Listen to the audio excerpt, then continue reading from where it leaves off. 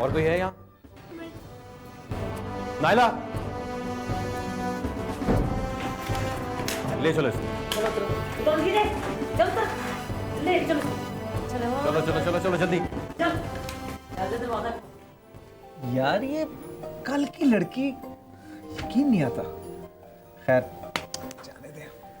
हाँ जी हाँ जी, अंधेरी नाम ऐसे नहीं रखा न्यूज डेस्क वालों ने इसका। जब चलेगी तो सब कुछ उड़ा के ले जाएगी।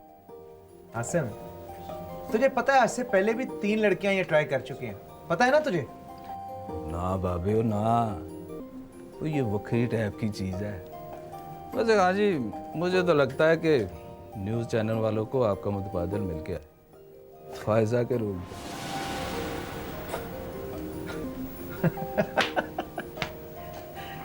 आसिम जी, मेरा नाम बिलाल खान है, बिलाल खान।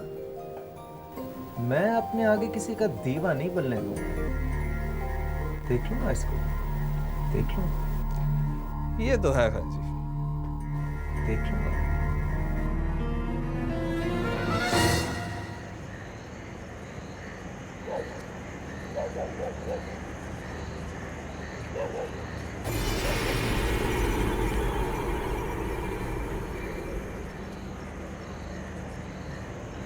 वो आ गया शहजादा, वो आ गया शहजादा।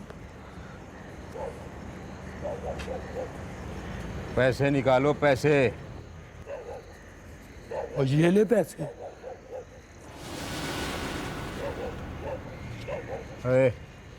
70 रुपए कम है, निकाल 70 रुपए।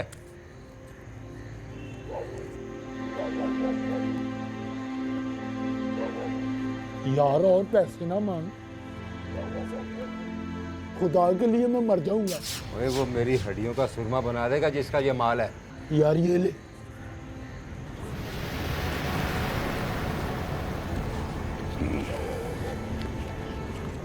ये हुई ना बात।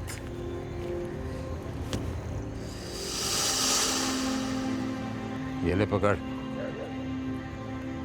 और सुन, कल से 50 रुपए ज्यादा होंगे। बड़ी सख्ती हो गई है, माल बिल्कुल नहीं मिल रहा।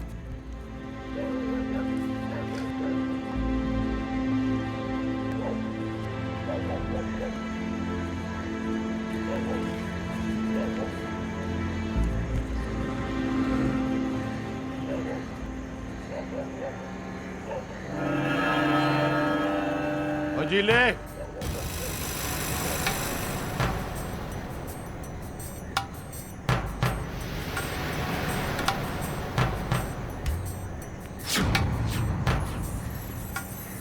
कहाँ जा रहा है? कहीं नहीं कालू, कहीं नहीं। चल निकाल रकम। नहीं कालू, कल कल मैंने अपने बच्चे के दाखिले की फीस जमा करवानी है कालू। मैं तुझे परसों दे दूंगा यार। जी पहलवान। चल इसके खुफिया खानों की तलाशी ले। मैं तेरे हाथ जोड़ता हूँ फुर्तीले। मैंने बच्चे की फीस जमा करानी फुर्तीले।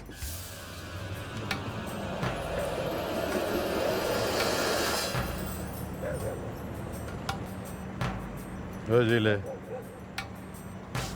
मुझसे उल्टी सीधी बातें मत किया कर। ओए, करने नशे और पढ़ाने बच्चे। और तेरा दिमाग तो नहीं चल गया? ये ले, मौज कर।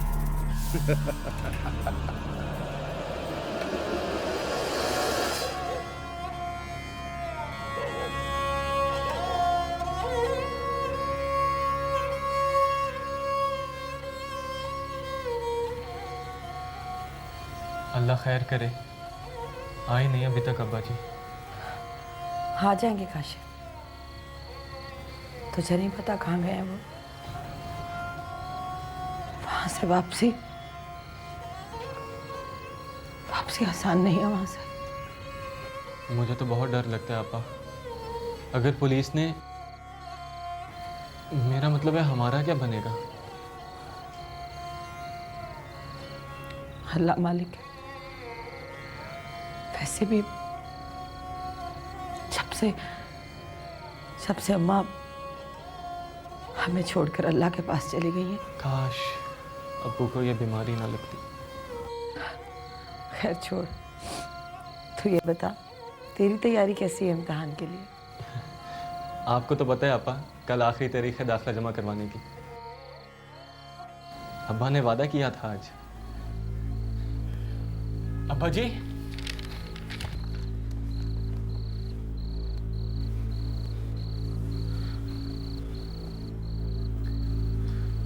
मुझे माफ कर दो बेटा।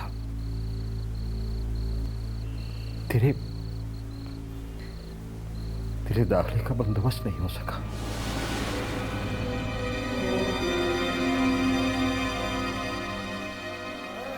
अब्बा जी, ये आप क्या कह रहे हैं? आपको पता है कल आखिरी तारीख है दाखिला जमा करवाने की और आप मुझे ये क्या मजाक है अब्बा जी? मैं मजबूर हूं बच्चा, मजबूर हूं। मुझे माफ कर दो। अल्लाह मुझे उठा ले। ऐसी जिल्लत की जिंदगी से तो मौत अच्छी। तो फिक्र न कर, तेरे दाखिले की फीस मैं दूंगी।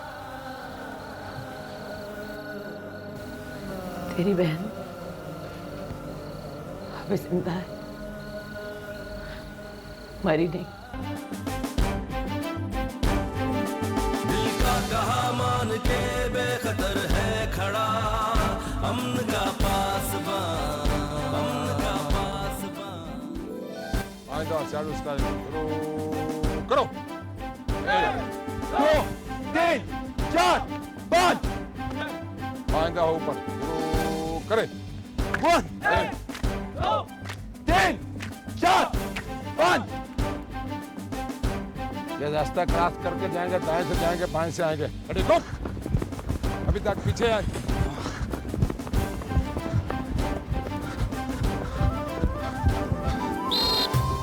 वापस।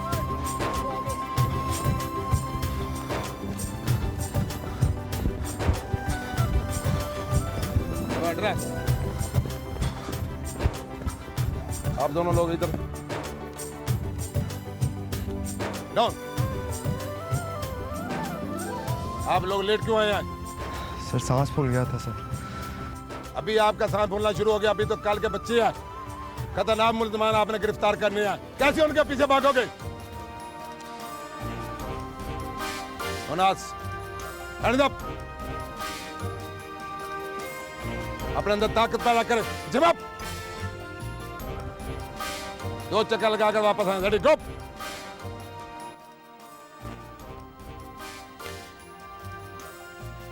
ये सुस्ती नहीं होनी चाहिए। अपने अंदर चटक पैदा करें। तेज भागा और ऊपर देखें।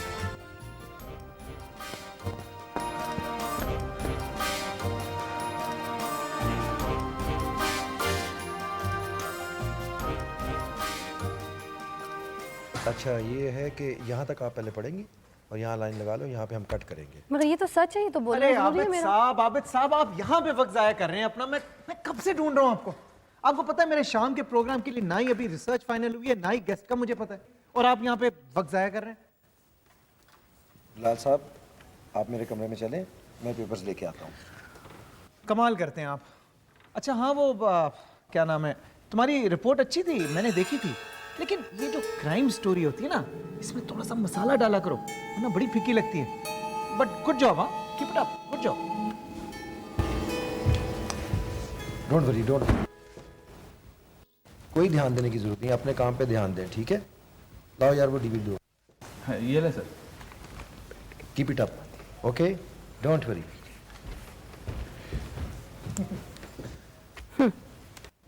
बिलाल साहब की जानिब से कॉम्प्लीमेंट, वाह।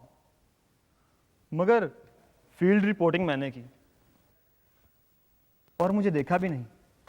जनाब शहजाद साहब, बिलाल साहब को सिर्फ टैलेंटेड चेहरे नजर आते हैं। हाँ भाई, मिस फ़ायज़ा तो टॉप रैंकिंग में आने वाली हैं। बिलाल खान जो नज़र आता है नहीं, कुछ गड़बड़ आदमी है। कुछ गड़बड़ नहीं है, बिलाल खान हिट है और लोग उसकी बातों को सच मानते हैं।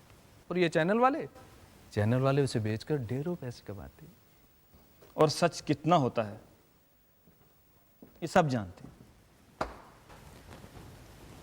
हाँ शहजाद, सच बोलना मुश्किल है और सच सुनना उससे भी ज़्यादा मुश्किल है, बर्दाश्त नहीं होता। आओ फ़ायज़ा, चाय पिए। प्लीज़ तुम लोग चले जाओ, मुझे बुलेटिन की तैयारी करनी है, अभी शुरू होने वाला है। तुम लोग जाओ।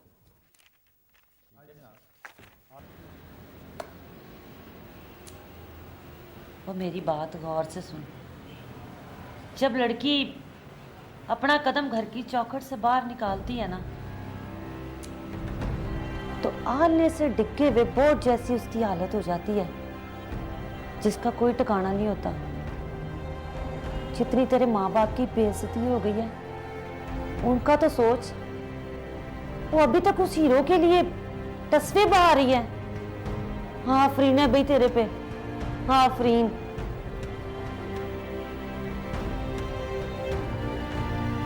ये दीदे फाड़ फाड़ के मेरी तरफ क्या देख रही है तू? ये तेरे दीदे तब फटे के फटे रह जाएंगे जब तुझे उस हीरो की हकीकत का पता लगेगा। बड़े देखे मैंने ऐसे तमाशे, आगे नहीं दिखा अपनी। और तुझे शर्म ना आई, हया ना आई? वो तो जब घर से बाहर निकली तुझे अपने बाप का भी ख्याल नहीं आया? उसके चिट्टे बालों में खे डाल के आ गई है अपने इश्क मशूकी के चक्कर में। कैसी कुड़ी है तू? मेरी तो समझ में कुछ नहीं आ रहा, मैं क्या करूं? और क्या करने तूने? अंगूठा लगा यहाँ पे कागज पे और मान कि तुझे उसने अगवा किया है, और जा अपने घर जाके जवानियां मान। पर उसका क्या बनेगा? किसका? और रहती तू सियालों की हीर कि तेरे पीछे वो मुकदमे लड़ेगा। दो छत्तर पड़े ना तो तेरी शक्ल पछाड़ने से इनकार कर देना उसने। 8 साल हो गए मुझे ये नौकरी करते हुए, बड़े केस देखे मैंने ऐसे। बड़ी खुशकिस्मत होती है वो लड़की जो दारुल मान में मिल जाती है, नहीं तो बिक बुका जाती है कहीं वो। अपनी माँ बाप की इज्जत का सोच, अभी तक उसी के बारे में सोचती जा रही है। और देख, माँ बाप की इज्जत से बड़ी कोई चीज नहीं होती। और अगर वो मुकदमा जीत भी गया तो तेरे भाई उसको मार देंगे।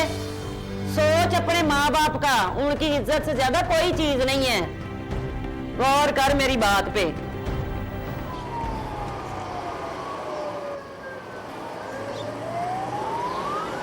क्या बात है बेटा, आज फिर कुछ।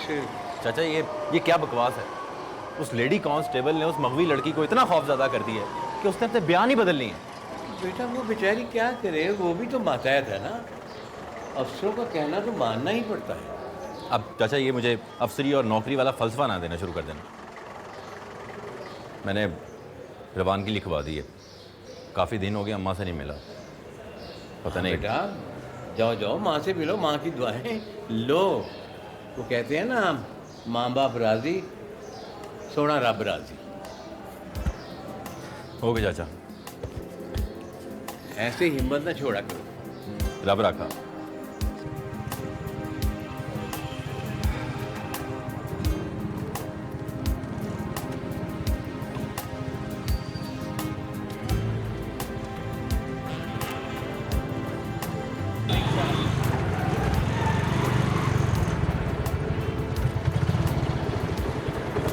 अब्दुल्ला कॉलोनी जाना है।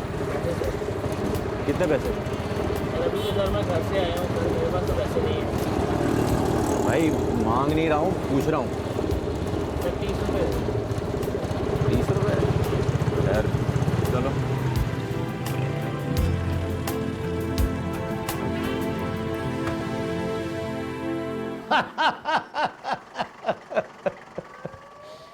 अब मियाँ साहब कभी थोड़ा सा टाइम हमें भी देकर देखें, पिछला सारा भूल जाएंगे। हाँ बस सर। चले फिर बात होती है। हाँ शाम को।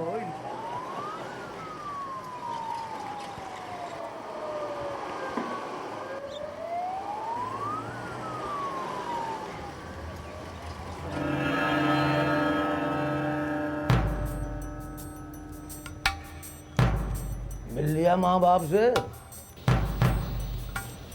हाँ सर।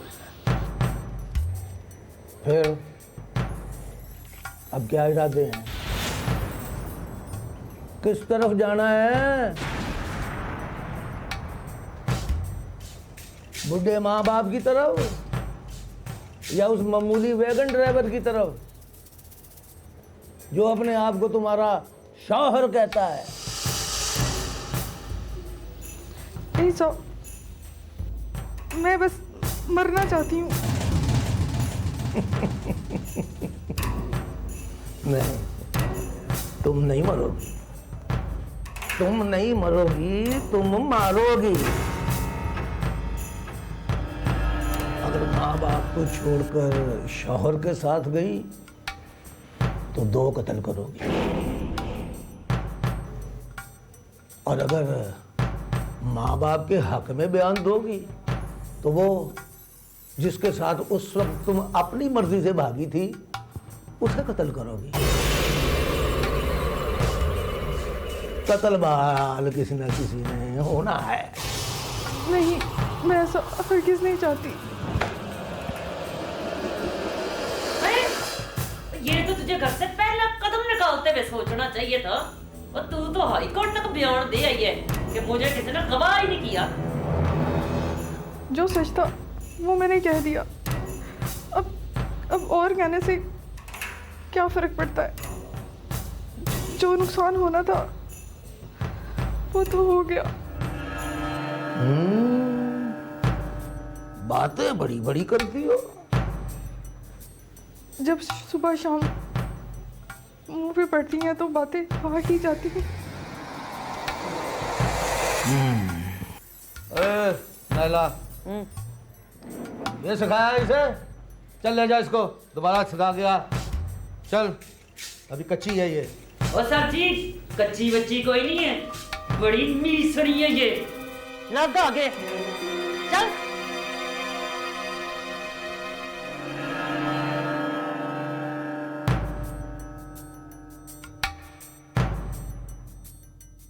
समझा रहा हूँ जी अभी उसे, आप फिक्र ना करें।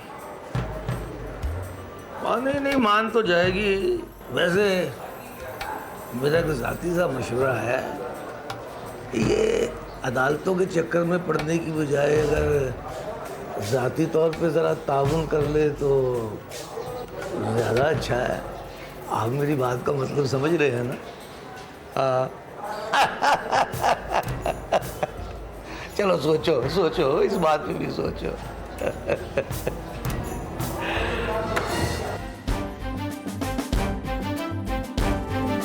दिल का कहा मान के बेखतर है खड़ा, अमन का पासबान, अमन का पासबान।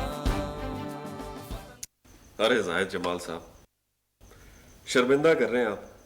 10 बंदूकें ही तो थीं चोरी की, लाइसेंस बन गए उनके, अब मलकियत है आपकी। आप बिल्कुल फिक्र ना करें, हम हैं ना यहाँ बैठे हुए आपके खादिम। ठीक है जाहिद जमाल साहब, कल मुलाकात होती है। खुदा हाफिज।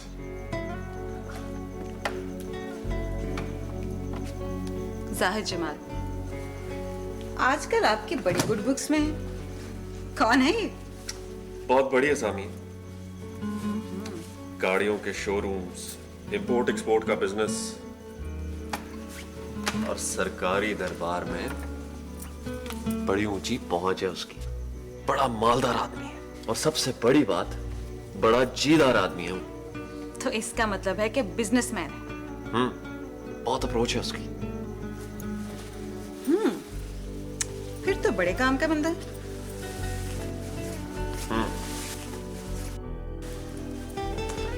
अब देखती जाओ वो हमारे किस किस काम आता है। उसके जरिए मैंने सियासत के समंदर में छलांग लगाई।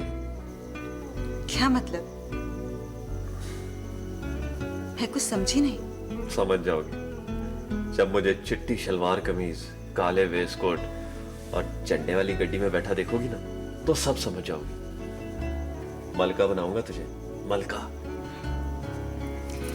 तो जनाब वकालत के बाद सियासत करेंगे। बस एक बार जाहिद जमाल मेरे काबू में आ जाए, उसके जरिए रूलिंग पार्टी में डालूंगा एंट्री, और फिर देखना गांव में हमारे शबशबा। और मामा जी, उनके भी सारे गिले शिकवे दूर हो जाएंगे। फिर उनको पता चलेगा कि वर्दी में ज्यादा ताकत होती है झंडे वाली गड्डी में। झंडे वाली गड्डी तो वर्दी वालों को भी मिलती है। अशरफ, जिया भाई आपको अपना बड़ा भाई समझते हैं, और आप हैं कि हर वक्त उनसे चिढ़ते रहते हैं। छोड़ो, लेट हो रहा हूं।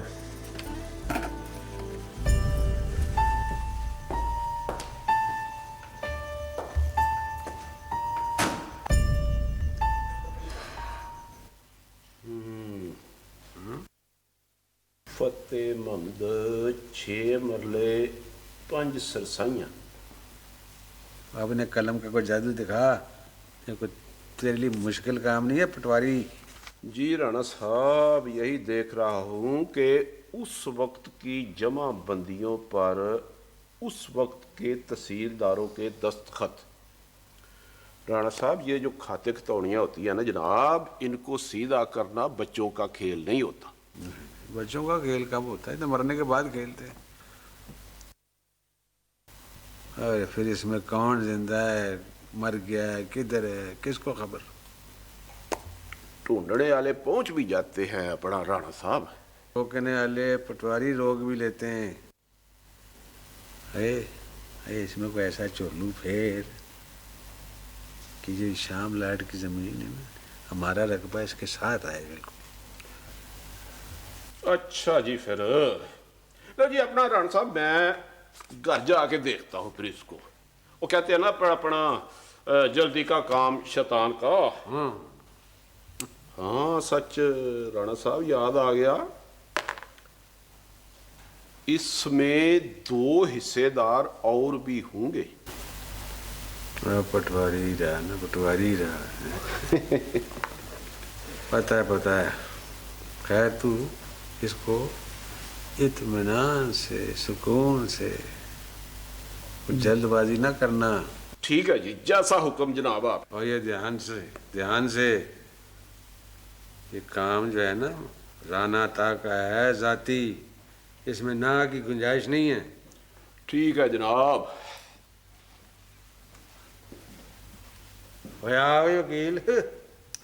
अंकल जी, ये पटवारी क्या बेईमानियां कर रहा है? लो कर लो गल भाई।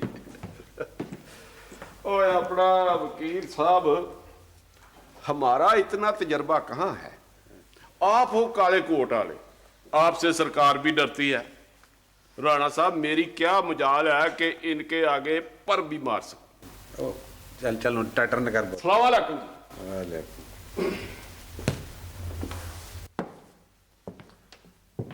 वही शामलाट वाले रकबे का मामला। हाँ काका, वही शामलाट वाले रकबे का। अंकल जी, मैं एक बात सोच रहा था। क्या? आप सियासत में क्यों नहीं आए? क्या सियासत? अरे सियासत बेटा ये अजीब खेल है। मैं अपने माँ प्यो का कल्ला, आगे जिया वो भी कल्ला। और चलिया सियासत के लिए जड़ चाहिए, जड़ समझना है, जड़ हजूम लाखों का। तो अंकल जी, मैं आपका नहीं हूँ? ये तो बड़ी गैरों वाली बात की आपने। अरे नहीं, बुरा मान गया मेरा पुत्र। नहीं, वही कभी माहौल ही बना ऐसा। वैसे अंकल जी, आप कल्ले नहीं हो। मैंने अपने खानदान के लिए बहुत कुछ सोचा है, बस आपकी सपोर्ट की ज़रूरत है। ये वकालत करते करते किधर निकल गया है तू? कभी मौका मिला तो बैठ के बात करेंगे। ठीक है अंकल। जा वकालत कर अपनी वकालत। रब रख।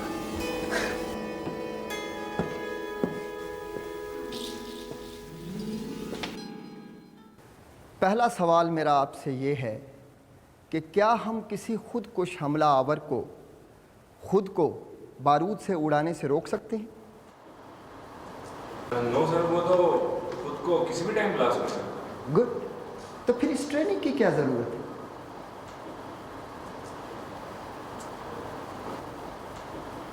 क्वेश्चन ये है कि फिर हम ये ट्रेनिंग क्यों कर रहे हैं, हम यहाँ पे क्यों बैठे हुए हैं? क्या हम टाइम वेस्ट कर रहे हैं? नहीं, इस ट्रेनिंग की फिर भी ज़रूरत है और उसकी बुनियादी वजह यह है कि स्टैटिस्टिक्स ये बताते हैं कि एक सुइसाइडल अटैकर ने बुरे हिफाजती इंतज़ामात की वजह से 350 अफराद तक को भी उड़ा दिया और उनकी जानें ले ली, और बेहतर हिफाजती इंतज़ामात की वजह से ये रेशो 1 वर्सेस 1 भी रही। सो इसका मतलब ये है कि अगर अच्छी ट्रेनिंग दी जाए, अच्छी तरबियत दी जाए, बेहतर हिफाजती इंतज़ामात क्रिएट किए जाएँ और उन पर सही तरीके से अमल दरामद किया जाए तो नुकसान 350% कम किया जा सकता है। इसलिए इस ट्रेनिंग की बेइंतहा इम्पोर्टेंस है। याद रखें कि दुश्मन कितना भी ख़तरनाक हो, लेकिन वो हमारे हौसले, हमारे जज्बे और हमारे मुनज़्ज़म इरादों से बढ़कर नहीं हो सकता। अगर वो खुद को उड़ाकर गोली बन सकता है तो हम अपनी जान कुर्बान करके अपनी आवाम की हिफाजत के लिए ढाल बन सकते हैं। तो बताएं कि उसका मकसद बड़ा है या हमारा मकसद बड़ा है? हमारा मकसद। तो फिर आप आज अहद करें कि आप अपने इस मकसद के हसूल के लिए हमें अपनी जान को भी कुर्बान करना पड़ा तो हम उससे दरेग नहीं करेंगे। ये सुइसाइडल जैकेट है जो दुश्मन अपने मज़मूम मकासद के हसूल के लिए इस्तेमाल करता है। एक बात याद रखें कि अगर आप किसी पॉइंट ड्यूटी पर हैं और आपकी प्रोटेक्शन ड्यूटी है, वेपन ड्यूटी है, तो दुश्मन को तज्जिया करने में, फैसला लेने में और एक्शन लेने में आपके पास सिर्फ चंद सेकंड्स होते हैं, जिसमें आपने फैसला भी करना है और उसकी बॉडी के वाइटल पॉइंट को हिट भी करना है, जो हिट होते ही वो वहीं पर ज़मीन पर गिर जाए।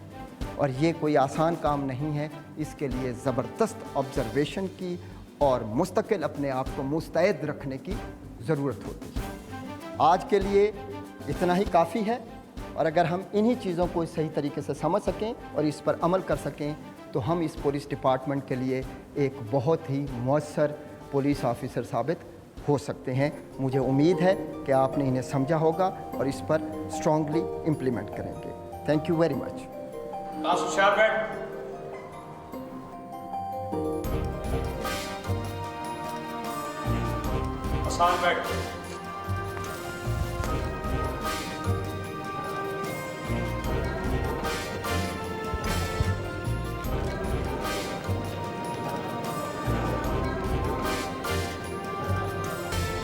सुन लिया था राणा जी, 1 मिनट के वक्फे से पहले ही।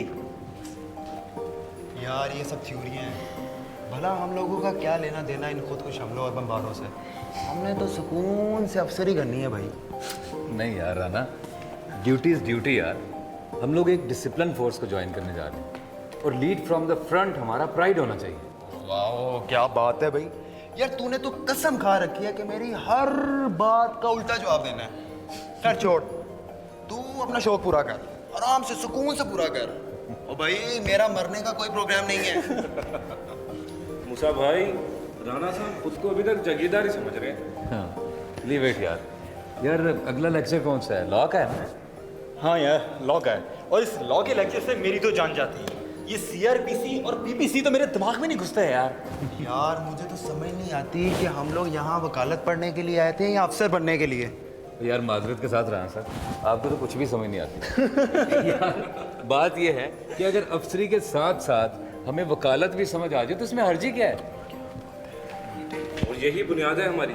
हाँ, हम लोग लॉ इन्फोर्समेंट फोर्स को ज्वाइन करने जा रहे हैं, और अगर लॉ हमने पढ़ा ही नहीं है, हमें पता ही नहीं लॉ होता क्या है, तो हम वहाँ पे क्या करेंगे?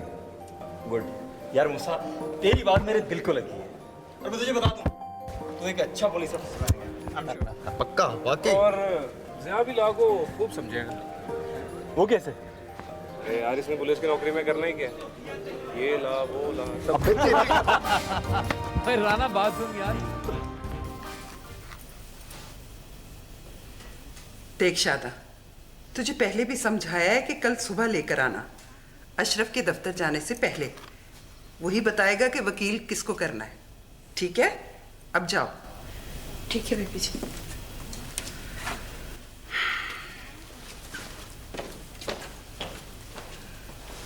एक तो इन लोगों के झगड़े नहीं खत्म होते, हर रोज कोर्ट कचहरी के चक्कर लगते हैं। अब अशरफ बेचारा किस किस के काम करे। हाँ जी, आजकल उन्हें जो काम भी कहेंगे वो खुशी खुशी करेंगे। क्या मतलब? आपके दामाद के सर पर सियासत का भूत सवार हो गया है। जनाब कहते हैं इलेक्शन लड़ेंगे, अब्बा जी से बात करने गए। चल, समझदार बच्चा है, कुछ सोच समझ के कर रहा होगा ना। अम्मी, आपको उसकी कोई बात गलत लगती भी है? ज्यादा बातें ना किया कर, शौहर है तेरा वो। उसके काम करेगी, उसकी इज्जत करेगी, तो इसी में तेरी इज्जत है, समझी? चल, हाथों में जोर नहीं है तेरे।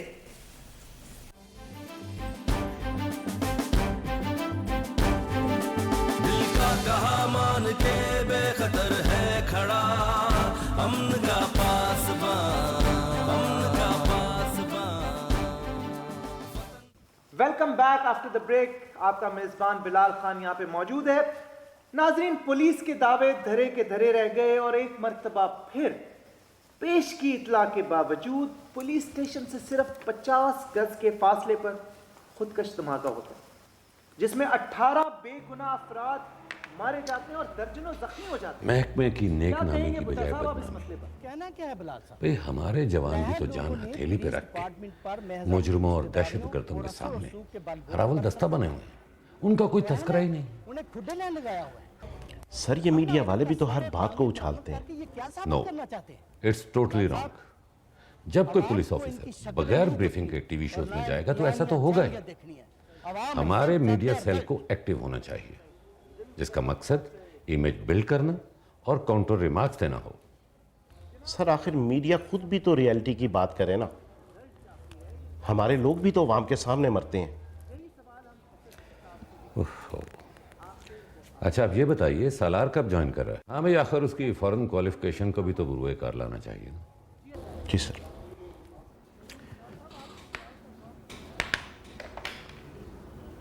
जी हाँ, वो डीएसपी साहब बैठे हैं, उन्हें भिजवाइए मेरे पास।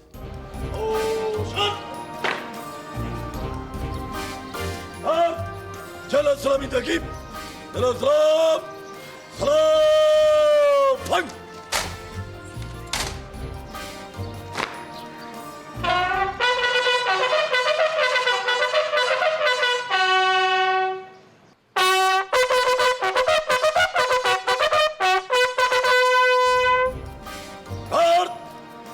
नीचे फंग।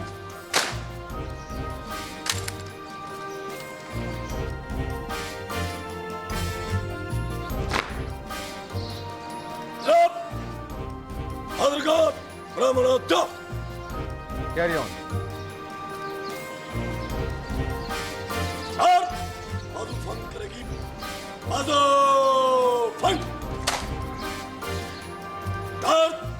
और खास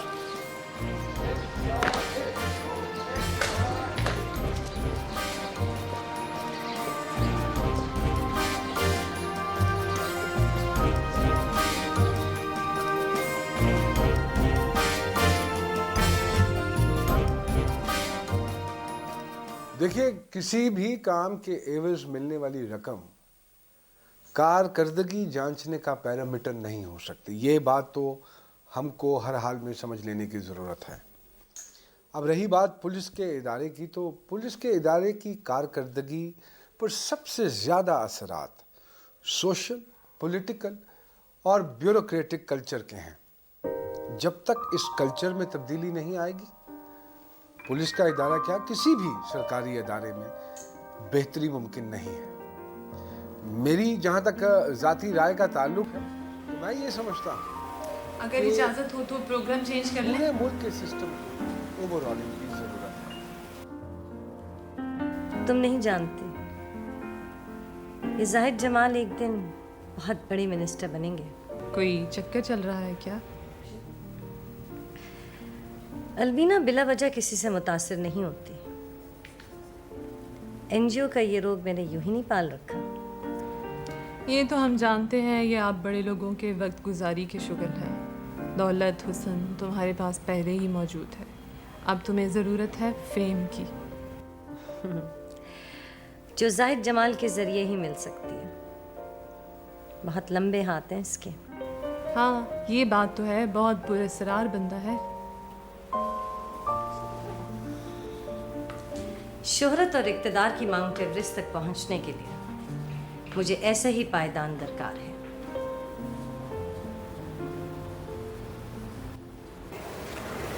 मरवा दिया यार इस अफसरी ने। हम तो यहाँ किसी और चक्कर में आए थे और इन्होंने हमें इंसान से बंदर बना दिया। यार राना तू फिक्र ना कर, यहाँ से पास आउट होने के बाद तुझे किसी ने चिड़ियाघर नहीं भेज देना कम से कम। तूने बिल्कुल ठीक कहा। चिड़ियाघर में भी जानवरों के रहने के कुछ असूल होते हैं, और इसके लैंग्वेज प्लीज़। यार राना देख, बात यह है कि फिज़िकल फिटनेस के बगैर ना तो मैनेजमेंट मुमकिन है और ना ही लीडरशिप। और बेटा ये तो इब्तिदाई इश्क है, आगे आगे देखना क्या कुछ होता है।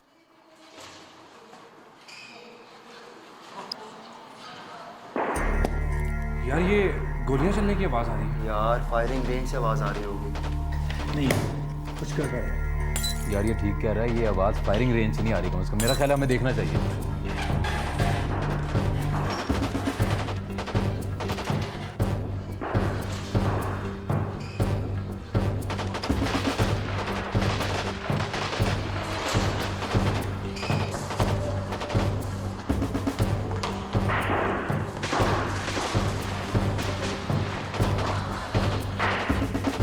रुको।